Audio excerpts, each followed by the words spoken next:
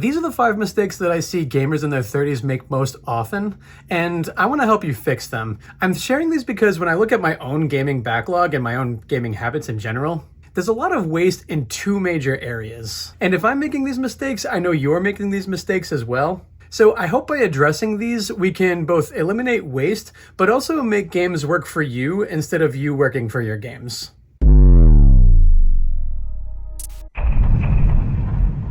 What I'm hearing is that you're too old for video games. What I'm perceiving you're really saying is that adult life has you so over busy that you barely have an hour to play, if that, and then that hour is not always guaranteed, right? Personally, what I think the answer to that is portable gaming. There's a lot of videos on YouTube about dads just straight up quitting PC gaming and just buying a Steam Deck, and that just kind of has filled the gap of their limited gaming time and also have the power in which to play all their previously bought video games. Another obvious solution to that is the Switch 1 and 2, and then there's emulation handhelds, which lately has gotten quite up there in quality. And so portable gaming really works because, I mean, you truly do not have much time these days. I mean, let's face it. I mean, between your job, your family, and just adult responsibilities, there are more important things in life than gaming. So gaming really is kind of just something that just adds some spice to your life and just kind of allows you to escape for just a small period of time. And really, it's just that can be enough for some people. I will say, if we look at our phone, as much as we think we don't have time for gaming, we actually do. If I were to look at your screen report, how much time have you gone on your phone just randomly scrolling? I'm strictly talking about the doom scrolling. In the evening, I like to replace scrolling with gaming, and specifically because in gaming there's definite beginnings and definite ends. If I'm watching a football game with my wife, I'm playing Assassin's Creed 2 on my Switch, there's a beginning of the mission, there's an end of the mission, versus if I'm scrolling my phone, we're all addicted to scrolling our phones and just kind of like looking for that dopamine hit. But lately I've been just really feeling extremely unsatisfied by that, because of how bottomless of a pit it is. And it's designed that way. Personally, I prefer the limited time I get in either side quests, levels, checkpoints, or whatever. It kind of provides a more meaningful time, like while I'm watching TV with my wife, or even just before bed or something like that. And it's kind of like an episode of a sitcom. I mean, you watch for a half hour and then you walk away. For those who just are super power hungry and just buy the numbers, I think the Steam Deck works as well for everyone. I don't actually have a Steam Deck, but from what there is in the market, I mean, there's the Legion Lenovo Go, which costs like $1,200-1,300. There's the new Xbox ROG Ally that's $1,000. And then there's the Steam Deck, which you can get for about a minimum of like $350, $400, and maybe at maximum, I think about $800. So there's kind of a range you can do in there, and that's going to give you your kind of PC level performance.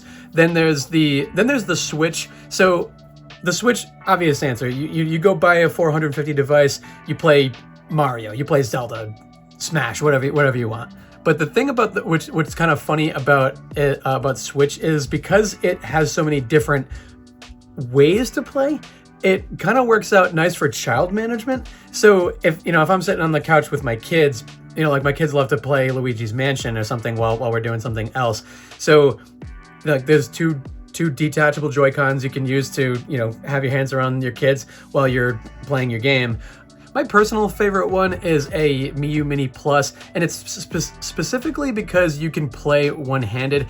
I don't really play a whole lot of real-time games on there. I more play stuff like Fire Emblem and Pokemon on there, and it's nice because you can completely one-hand the device because it's so small. It doesn't really make for a great two-handed experience, but for those one-handed situations, it really makes for a nice time of just brief gaming. I mean, these are just a few solutions. So if you purchased your massive TV that you think you're going to watch football on, but instead you're watching My Little Pony or or Bluey with the kids while you have the game on your phone or something like that. You know, bottom line is you are not too old. So what I hear you saying is that you're bored with video games. What I'm perceiving is probably one of several situations. You're probably playing either too much of the same game, too many similar games, or just maybe too many games in general. My solution to that is either don't game at all, take a break from gaming in general. Either, you can watch TV, watch YouTube, read a book or something like that, maybe listen to a book. And I say that because we all have massive backlogs that we all joke about. If we don't have a big backlog, we have access to a lot of games. And yes, I am calling Game Pass out on this a little bit, but it's, that's not to say it's bad or anything. But you have a lot of choice. So regardless if you only have Game Pass or you have just like a massive backlog in general, regardless, too much choice kind of renders you having no choice. The consequence here is you're less likely to find a game that you're really looking for and that will truly satisfy you. So really what you're looking for in this is entertainment, and you're not going to find that by sampling hundreds of games. The key to contentment is commitment. I hear you. What if I don't like the game that I'm actually playing? I think that's fine. If you have game subscriptions, they're really good for you to preview a game, but I would encourage you to stick with the game that you think you'll like. And really, I think we value what we choose. So there's a game that you're very curious about, or that's highly rated, that comes in at pretty cheap.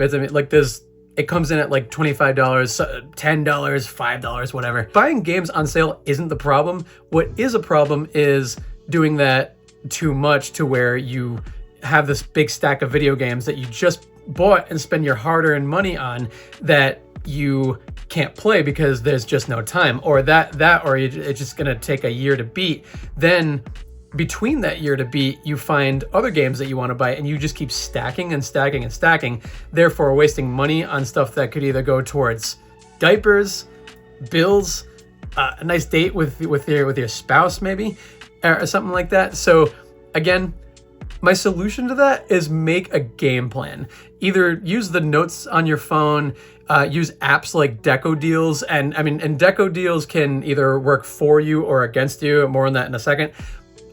Game Track or Wario 64, because theoretically you can buy any game that you want, doesn't necessarily mean that you should. Yeah, but your scientists were so preoccupied with whether or not they could, they didn't stop to think if they should. Our backlogs are so big, in part at least because we buy just so many games on sale that we just can't pass up. Again, we're just wasting money. Sticking to a plan allows you the power to say yes or no to a game, or even just kind of putting it on your list of games that eventually may go on sale for you to buy later on. Sure, it's $10 right now, but are you going to play it right now? Are you going to finish it? Are you going to get enough value out of that to justify spending that $10, or is it just is it a better use just throwing it in the fire? I'm very guilty of this because I get a dopamine hit every time I see a game go on sale. I'm like, oh, it's on sale, I'm saving money. That's why my backlog's so big. My personal weakness is every Nintendo Direct, there's at least something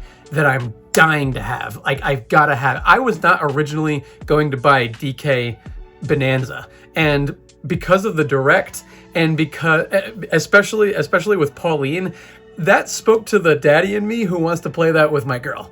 And now that's on my list now that I'm getting for Christmas. And really, there was more games in that last major Direct than I can realistically play. The game I am going to miss out on is Hyrule Warriors because of DK, because of Metroid, because of Mario Galaxy. I wasn't planning on buying Mario Galaxy, but I missed out on the second game on the Wii. So to me, it's like, oh, like I've kind of been wanting that game for a lot longer than I've been wanting Hyrule Warriors. When you see stuff like Wario 64, Deco Deals, like, it's good to have these alerts to know when these things go on sale. What I say with those is, if time allows, try to think upon that for the next 1 to 2 days before you make a decision on that, because it will allow you to make more of a logical decision than an emotional decision. If it's really something you want that you want, but you don't have room in your current playtime right now, put it on your list. Make a plan to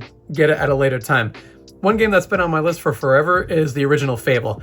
Got an Xbox super late. I have it on my list. I cannot play it right now. It goes on sale for $13, and I'm always tempted to get it, but I don't because I'm in the so far I've put 45 hours into Cyberpunk. I'm 85 hours into The Witcher and going back to play the 40-hour DLC and the 13-hour DLC. So again, where's my time there? So another thing this constant sale purchase stuff leads to is you can't afford the games that you truly want if you keep buying games on sale. Discipline in this area leads to true freedom to enjoy what you truly want. So there's not much in the current year coming out that interests you a whole lot. Maybe what you're saying in this is you're looking for something new, but we live in an era of remakes and remasters, if I'm guessing correctly here. Now this is a guess. My solution to this is it doesn't need to be new in the current year to be new to you.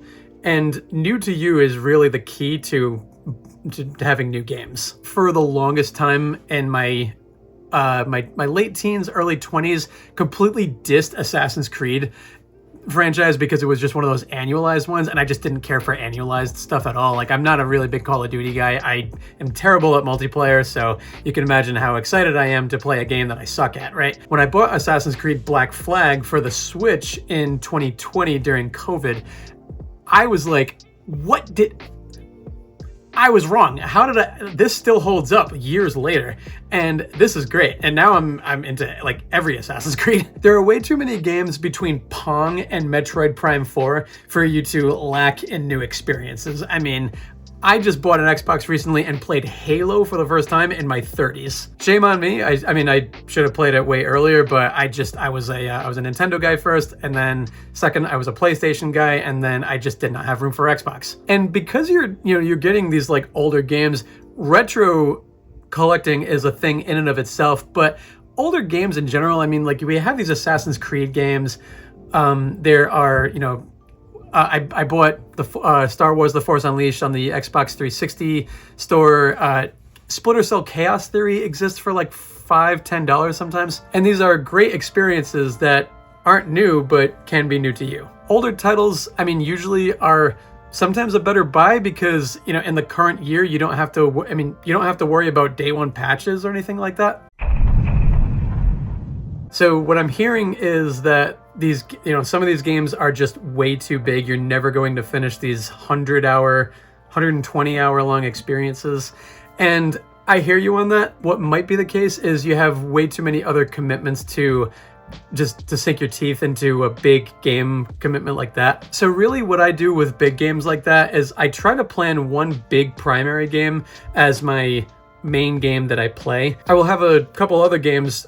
I have about 2 per console that I have, so about 6 games in total that I like to play in order to distract myself from the main game. So that way when I come back to Cyberpunk, which is my main game, I can come back refreshed. The Witcher, Tears of the Kingdom, GTA 6 when it comes out, these are all going to be major commitments.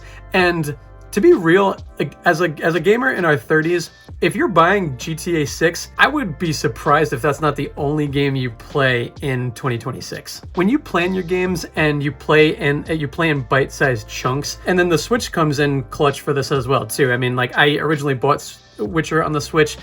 That's even nicer to play in more bite-sized chunks than is the PlayStation. I have both versions now.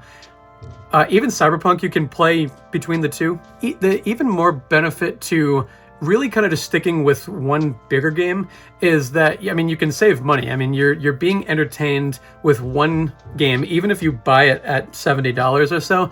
And if that's all you buy for, I don't know, the next like 6-7 months, I mean, you're actually saving money by not getting all these other games. So when I say you working for your game companies want you to buy all these games and you know, who cares if you play them or not, as long as you're buying more games, right? If you're making a plan and sticking to them, that's games working for you to entertain you as a small part of your everyday life. So instead of you working for your games, you know, I mean, you really want to have the energy to go work for your boss, whoever that is, or even yourself if you're self-employed. But, you know, make games work for you to give you energy, to recharge, to conquer the next day. If this video helped you, let me know in the comments below. I really want to try to help gamers in their 30s get the most out of gaming, because as much money as we may or may not have, like, our time is way more valuable than even that. If we can be efficient in gaming in that sense and have it recharge us for the next day, then hopefully this video accomplished its goal. Comment any other tips you might have to help gamers who might make mistakes as well, stuff that you've learned from your personal experience. If you want to find out how to really enjoy video games again, I'm going to leave a video right over here. And if you want to also know how to make video games instantly way easier in your 30s, I'm also going to leave that video up right there. And I'll see you on the next one.